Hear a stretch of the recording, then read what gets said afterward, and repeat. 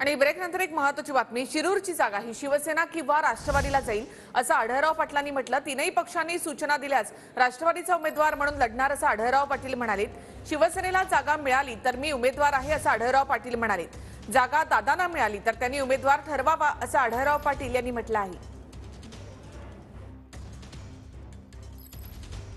ही जागा राष्ट्रवादी काँग्रेसकडे जाणार आहे, मग शिवाजी आढळराव पाटील यांची भूमिका काय असणार?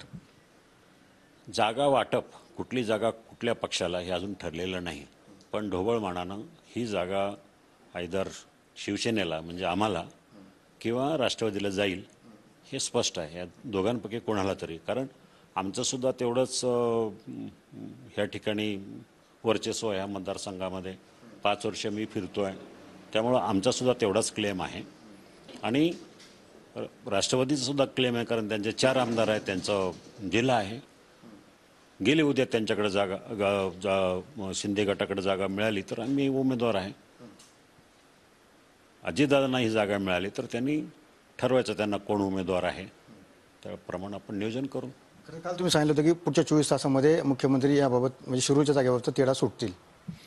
शिरूरच्याच नाही, जनरली मला असं वाटलं होतं की त्यांचं काहीतरी झालंय मीटिंगमध्ये, परंतु काल रात्री मुख्यमंत्र्यांना भेटल्यानंतर त्यांनी स्पष्ट केलं की 5-6 तारखेपर्यंत तसं काही होणार नाही, पण 5-6 तारखेपर्यंत 100% जागा वाटपाचं ढोबळमानानं चर्चा फायनल झाली असेल। तर पाठीमागच्या 5 वर्षामध्ये अमोल कोल्हे शिवसेनेकडनं राष्ट्रवादीमध्ये आले, लोकसभेची उमेदवारी मिळाली, विजय झाले। आता आज म्हणजे ह्या 5 वर्षानंतर खरं तर शिवसेनेतनं आढळराव राष्ट्रवादीमध्ये जातील अशी पुनरावृत्ती होईल?